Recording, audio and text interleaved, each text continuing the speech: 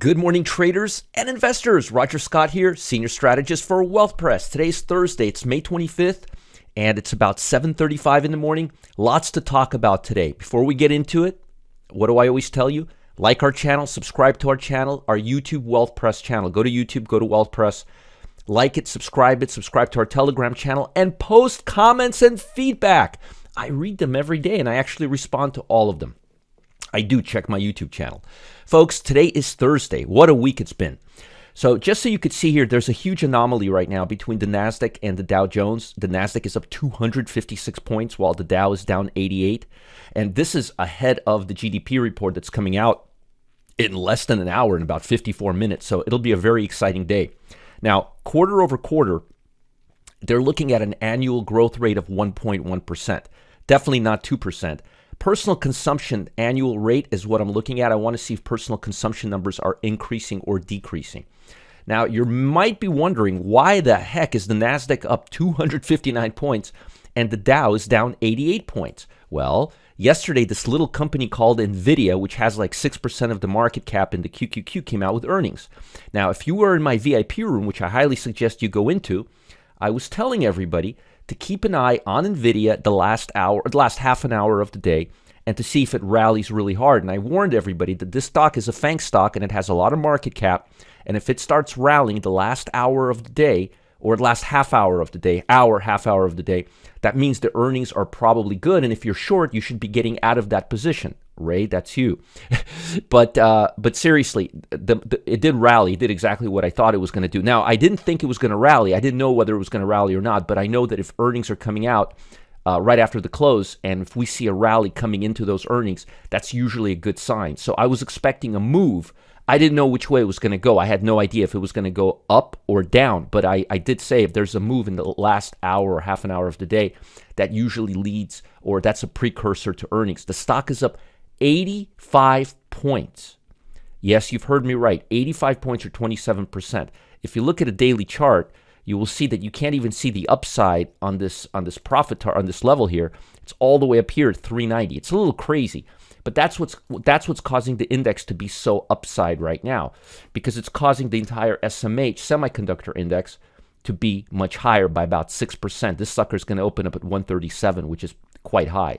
So it'll be very, very, very, very interesting to see how semiconductors do and how chip stocks and how tech stocks do, because quite frankly, the QQQ is so overdone, it's ridiculous. And as I've mentioned to everybody, and I know what you're going to say, Roger, you've been wrong, it's been going up. Well, it hasn't. It actually has been going down the last 5 days. And here's what I want to show you. Look at momentum on tech stocks. They're still down here. Now, it'll go up a little bit today, but I don't think it'll go all the way, because remember, this doesn't take market cap into account, unlike indexes that take NVIDIA, which is like 6% of the entire Nasdaq 100. It's huge, right? This doesn't do that. So momentum levels have actually been declining on Infotech last few days. And look, I want to just show you this is consumer discretionary. Now, Infotech and consumer discretionary are highly related. For example, Apple. Is Apple a consumer discretionary company, or is it an infotech company? It's hard to say, right? How about Amazon? Is Amazon an infotech company, or is Amazon a retail company? Well, if I put 100 people in the room, I'm going to get 50 different answers, right? Because it's both. And the truth of the matter is, a lot of these tech companies are now retail companies, or a lot of the retail companies are now tech companies. It's gone both ways. So when you see a divergence, when you see consumer sentiment going all the way down, that's not a positive sign. And again, Infotech has been going down the last few days. And if you think earnings from one tech stock is going to change the trajectory of the market, well, let's go to Alaska and let me sell you a piece of ice. You know what I'm saying? But look at consumer staples. Consumer staples look like they're actually bottoming out. They look like they don't have much more downside to go. Look at energies. Remember when energies were down here and I told you energies were going to start rising? Energies are rising again.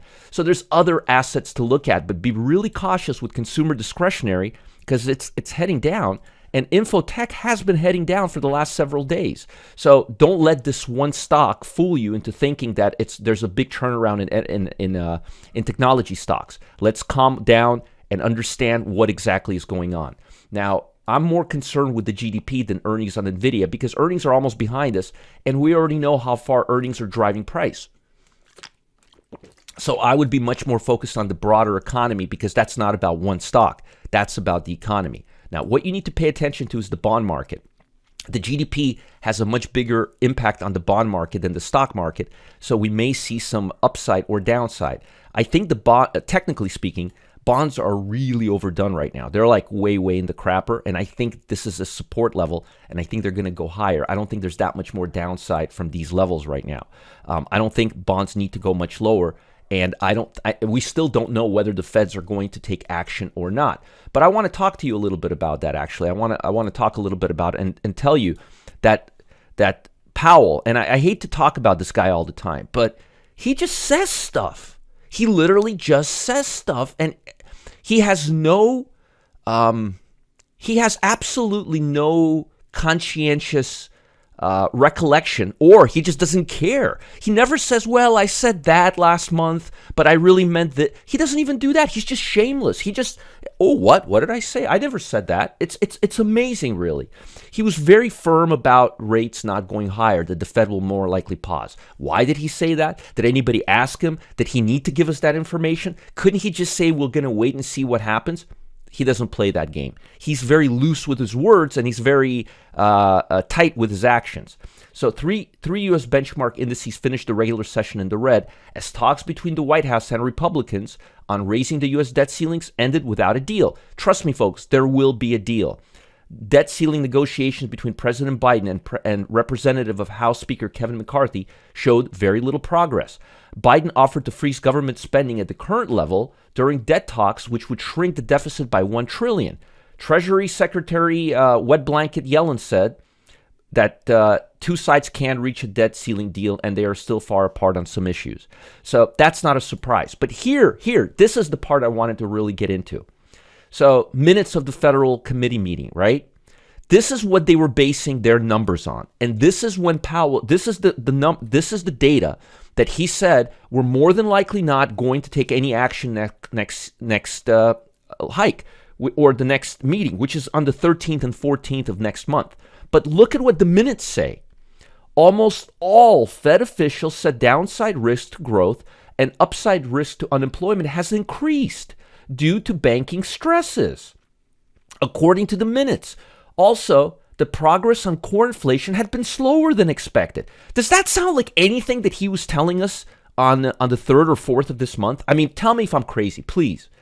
With some participants saying that based on their expectations, that progress in returning inflation to 2% could continue to be unacceptable low. Does that sound like anything resembling what he said to us a few weeks back? So when I say this guy is squirrely, he's beyond squirrely, okay? Adding policy firming would likely be warranted at future meetings. That's completely opposite of what this numbskull said. Fed Governor Christopher Wallace said Wednesday that incoming economic data would help determine whether the Fed should increase rates or hold steady at the June meeting. That's not what Powell said. At the same time, he added that policymakers would like to hike rates further this year to tame inflation. I do not support stopping rate hike unless we get a clear evidence that inflation is moving towards our 2% objective. That ain't happening. And by the way, the bond market, 64% to 35%. If this gets to 50%, that's going to be really, really, really, really interesting. Now, I kind of jumped ahead a little bit. S&P 500 yesterday notched a 1.5-week low, and the blue chips fell to a 1 3/4 low. Blue chips are underperforming right now because of all of these buyers coming into these 6 tech stocks. That's driving Nasdaq up. Analog devices plunged over 7%.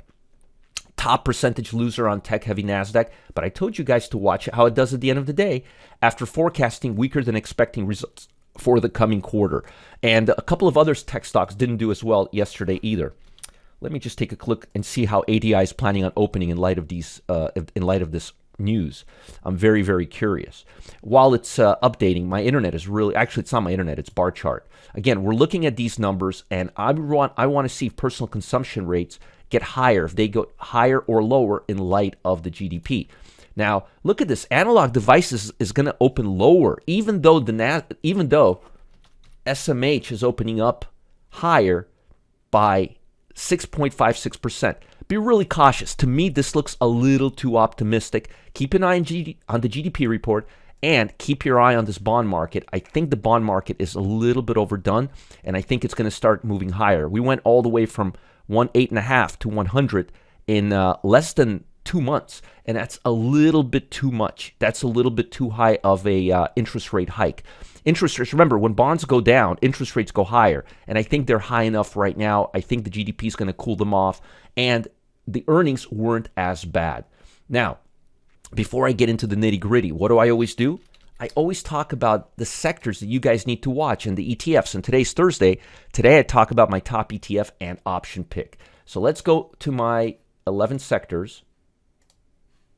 Let's go to, and again, communication, technology, and consumer discretionary, even though consumer discretionary isn't really doing all that great. It's only up 1.21 right now. So it's just that the rest of them are doing nasty. But if you look at the chart, you will notice something interesting here. Consumer discretionary.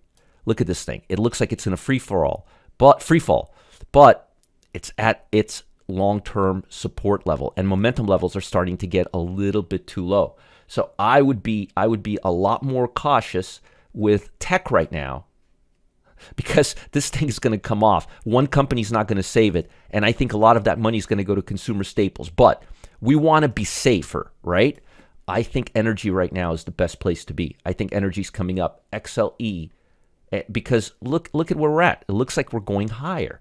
I would put my money on XLE. It already looks like it's bottomed out, and I think it's going to come higher. And I think I don't think energies are going to go anywhere. I think energies are going to go higher. I think we're still in a very inflationary environment, and the Fed's just confirmed that. So let me just show you where I would be looking at. I like this 85 days away. It gives you plenty of time. The assets are still down to the downside. I would go with the 80 or 85 strike price. You got a lot of open interest. You got plenty of liquidity. When these suckers open up, though, the spread will be like 5 cents apart. But I like the 80 and I like the 85. Either one of these two will do well. Hold this till you're about, hold it for about 50 days, 40 to 50 days. Once you have about a month to go, roll it to the next one and give it another 85 days. But I like the energy sector right now, and I think the energy sector is going to rally. Now, keep your eye on tech stocks right now, and if you see NVDA come off, or if you see the Nasdaq, which is only up 2% right now, be cautious, because all of the gains are in the semiconductors today. And if the semiconductors, which are up, where are they? God, this thing is so slow today. There it is. Semiconductors are up 6.56% right now. Because of NVIDIA. NVIDIA is up, what, 29% right now? 28%? I mean, it's crazy. So if this thing starts selling off, it may push the rest of the Nasdaq down. My suggestion this morning after the market opens, look at the Nasdaq and look to see if the tech stocks, which tech stocks are rallying. If it's only chip stocks, if you see Microsoft, if you see non-chip stocks start cooling off, that's a big red flag, because SMH, the semiconductor index, is not going to be the only thing that drives this market down. Basically, it'll fall down with it. So be very, very cautious. Let's look at AMD, just out of curiosity. Yeah, look at AMD, up 9%. Let's look at Intel. You see where the concentration is right now?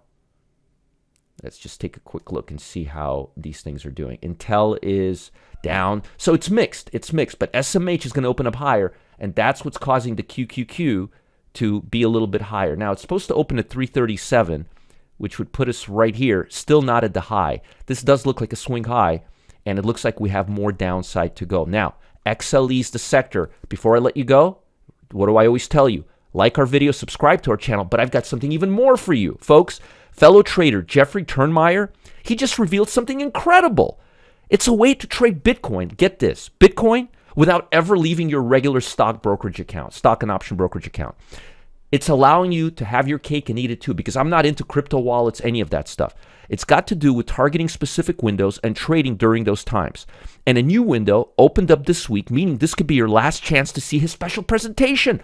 And tomorrow's the day. Tomorrow's the big day. A new trade is coming out. It's going to be Friday. You can't afford to miss out. Follow the link below. Check out Jeffrey. I'm co-hosting the class. You guys are going to love it. Follow the link. If you don't know where the link is, it's in the YouTube Wealth Press channel. And while you're there, subscribe to it, like our videos, post comments. I will respond. I'll talk to you later. And again, after seeing the minutes from the Fed, what a mess, this guy.